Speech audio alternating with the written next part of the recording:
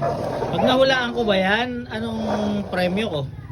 Ate, sabi mo sa left or sabi mo left and right kung Oo nga, pag nahula. tama ka. Oo nga, pag nahulaan ko, anong premyo ko? Ate, kunin mo na.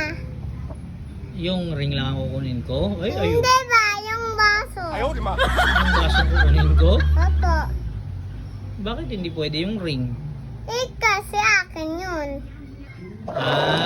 Ganito na lang. Mahulaan ko yan. Di ba may money ka sa wallet mo? Diba? May money ka sa wallet mo. Akin na lang yon. No. Ay, ano ko dyan? Anong magiging premyo ko pag nahulaan ko? Ate, kunin mo yung baso.